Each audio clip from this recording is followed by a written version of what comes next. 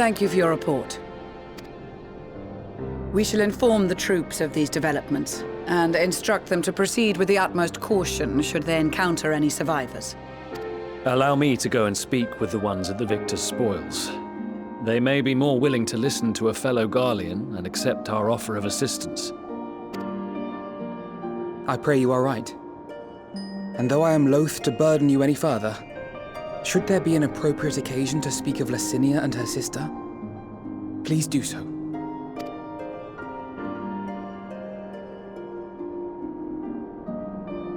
I am sorry to have put you through this.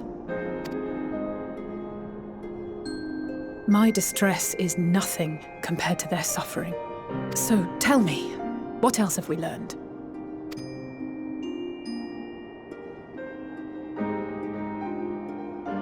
As you may have already heard, we have succeeded in curing the members of the Popularis, Maxima identified. They have provided us with some intriguing insights into the current state of Garlemald. The assassination of Emperor Varus was the catalyst for the civil war. Nerva declared his claim to the throne, and his opponents refused to recognize it. Fighting broke out in the capital, where Nerva's Third Legion clashed with the First, who remained loyal to Varus even after his death. Of course, even imperial warmongers would balk at the idea of turning their shining city into a battleground. Like burning down the wood to spite the wasps. Neither side would be so mad. Unless something or someone inflamed their animosity to such an extent that they could not help but act against their better judgment.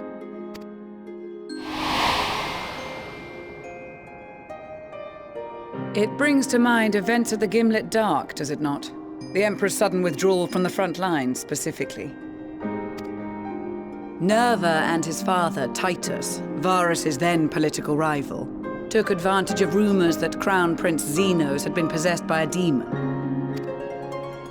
Elidibus, what better way to disparage your enemies than with the truth, or a close enough approximation? Indeed. But before their accusations could be substantiated, many of Titus's followers were silenced. While some were merely stripped of their status, others died under curious circumstances. One after another, suddenly and suspiciously. Again, Elidibus. Like as not, he had a hand in it. No evidence was found to implicate Varus, certainly. Nevertheless, Titus, Nerva, and the Third Legion would have judged it a brazen attempt by the Emperor to rid himself of his political enemies.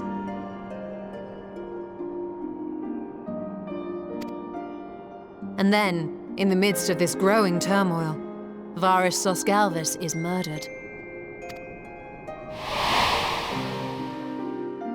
And Garlemald's own prodigal son, Gaius van Belsar, is named the murderer. Shortly thereafter, Nerva claims the right of succession, and in response, the First Legion claims the assassination was part of a coup d'etat orchestrated by Titus and Nerva.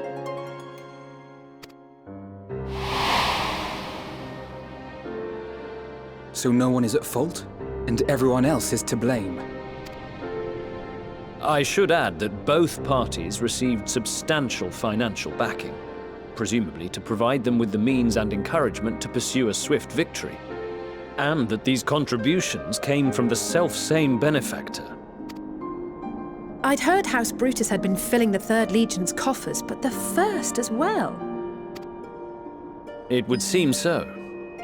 Though the Popularis determined that the First Legion received funds from a variety of organizations, All had connections to House Brutus. So Fandaniel, in the guise of Asahi, was playing both sides against each other the entire time. The information we gained from my friends does not end there.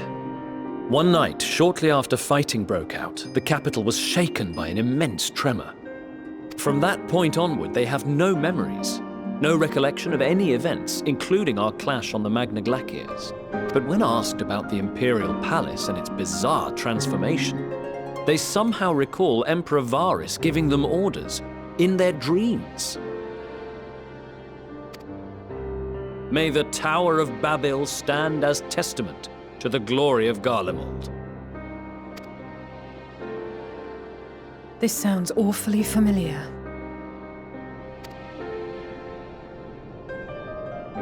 We have something to show you all.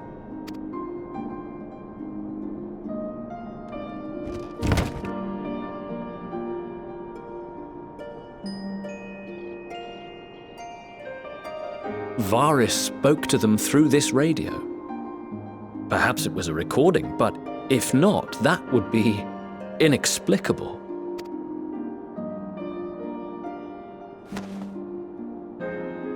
We are of one mind, then. The ether that permeates the ore used in this device is almost identical to that of the talismans. I see it. While it is likely more by coincidence than design, these devices might also ward against a primal's influence. A picture is beginning to form.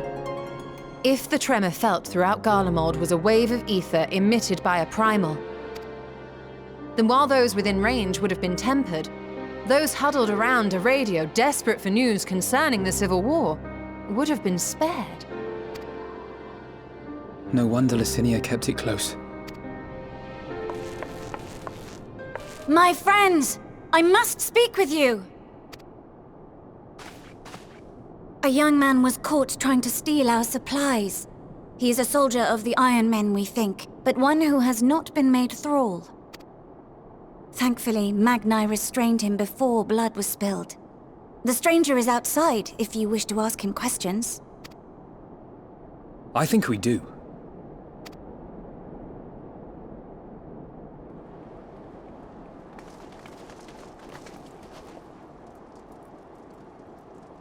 Who do we have here?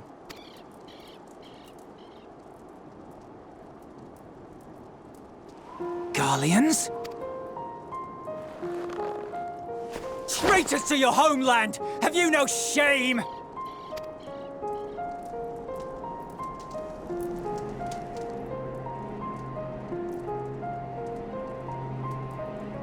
I am Lucia Junius, a Temple Knight of Ishgard. And you are? Iulus Pier Norbanus. And that's all you invaders will get from me. We are not here to invade Garlemald. Far from it. Like you, our allies in Eorzea and the Far East fight in defense of their lives and their loved ones even as we speak. But it is the people of Garlemald who have suffered most. This we know. And that is why we have come to offer you our aid, that we may unite against our common foe.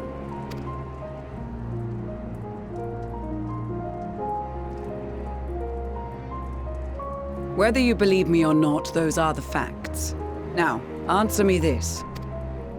Why would a proud soldier of the Empire be reduced to stealing? The situation must be dire indeed for you to go to such lengths. If it is supplies you seek, we would gladly share ours, or turn a blind eye while you leave with your spoils. I will not negotiate. My commander will determine how to deal with you and yours. If you wish to treat with him, I will take you, but no more than 3. I don't much like the sound of that. But if we do accept his proposal, I suggest the 2 of us and...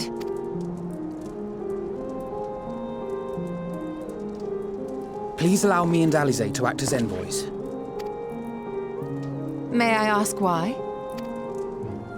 We have seen with our own eyes the hardships the Garleans face, how their futures and lives hang in the balance.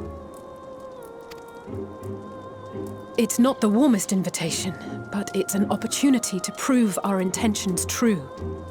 Maybe not a chance to make things right, but a chance to make them better.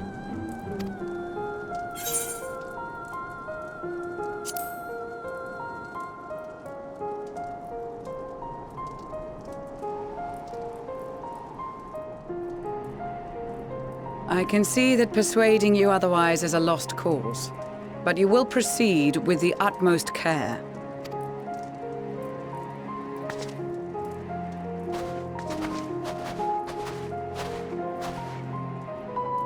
Couple of children and what? A sellsword? Is this an insult? Not in the least. You will find that they are more than qualified to speak on our behalf. There are many dangers on the road ahead. I will need that back.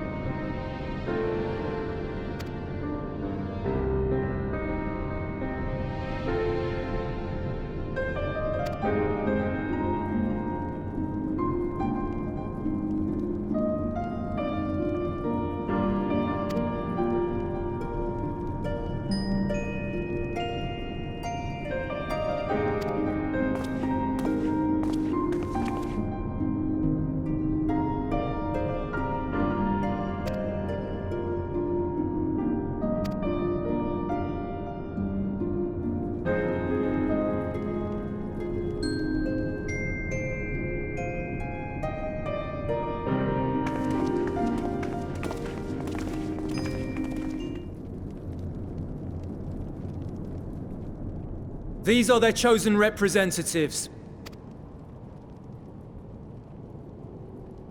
Very well. Let us hear what they have to say. Yes, sir.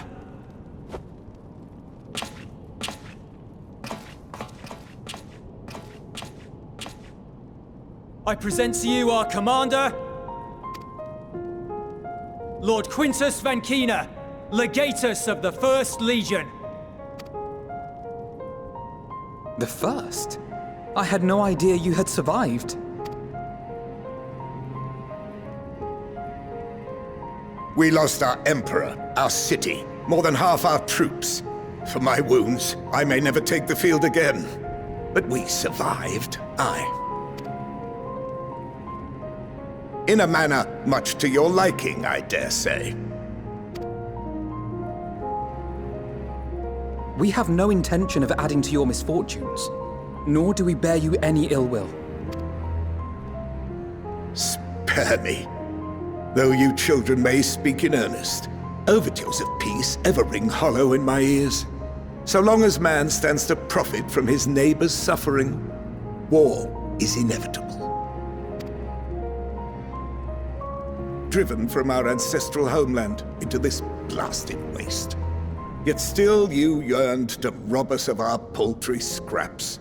'Twas only with Magitech that you learned to keep your distance. Though we knew it was only a matter of time before you regrouped and returned. Conquest and empire were our only defenses. Emperors Solus and Varus understood this, and through their campaigns saw us grow and prosper. Much blood has been spilled in Garlemald's name, aye. But if it is a choice between yours and mine, then it is hardly a choice at all. I do not deny that a great many conflicts throughout history were driven by the desire or necessity to gain by another's loss.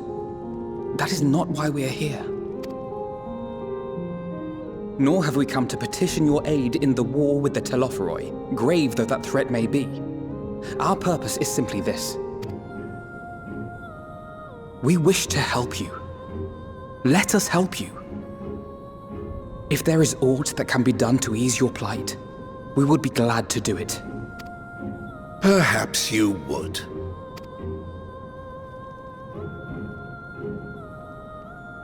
But regardless of the ideals you espouse, your leaders would not send an army into Garlemald if they did not stand to benefit. If we accept their aid, they will expect their efforts to be rewarded once the Telophoroi are no longer a threat. And after compensation and concessions, the great empire would be brought to heel. Her enemies rejoice at her downfall. Our third eye, a mark of shame. We won't stand idly by and let your people be humiliated. And we're not alone in that. We only want to make a difference, to make this world of ours better. Surely you can understand that. What I'm trying to say is, there are so many people who just don't care about making you suffer. And maybe that's almost insulting after all the suffering you feel the world has subjected your people to, but believe it or not, that's the truth. And now we're here, and all we're asking is for you to tell us what you want, what you hope for. So much blood has been shed, so much lost. All because of this endless war. Who wouldn't want to end it? Can we not work together to face our problems as one?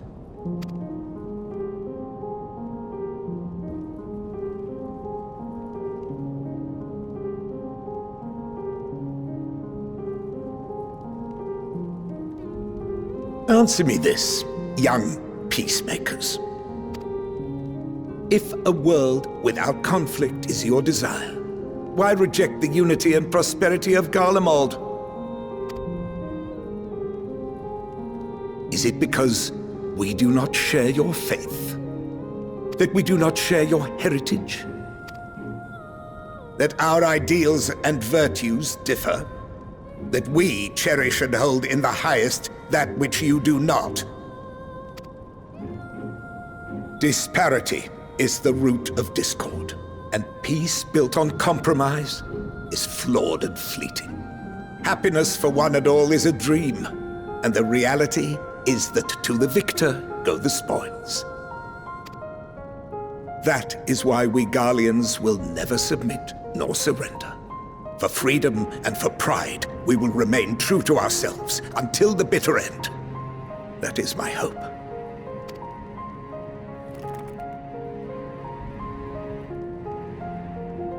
It seems there is nothing more to say on the matter.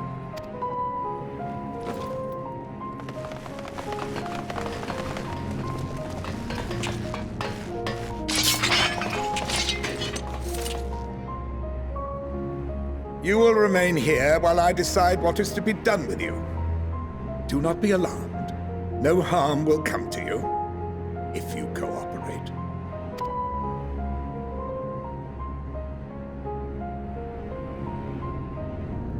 We will not resist.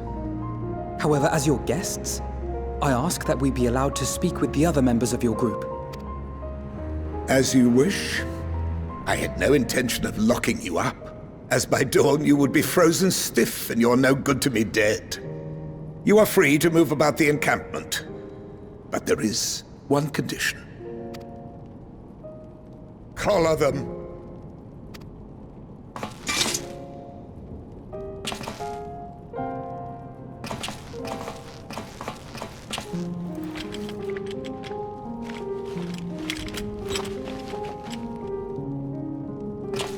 What are these?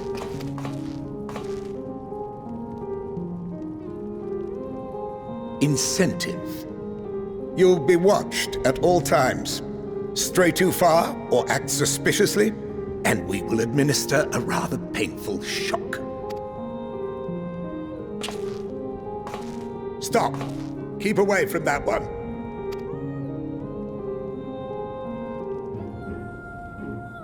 The champion of Eorzea is not so easily cowed.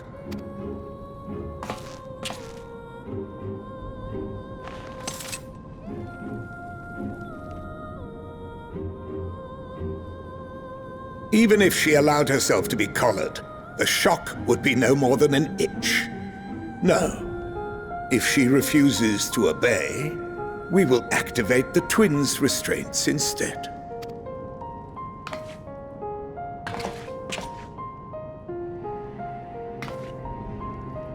You needn't worry about us. We'll forget we're even wearing them soon enough. Even now, you still... Why go to such lengths?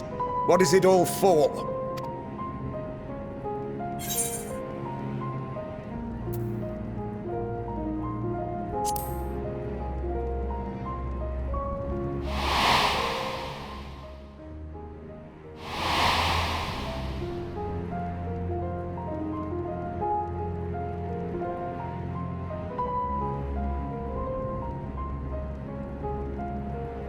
You are a curious one. A far cry from the merciless barbarian others paint you to be. You will be their warden. Take them away. Yes, sir.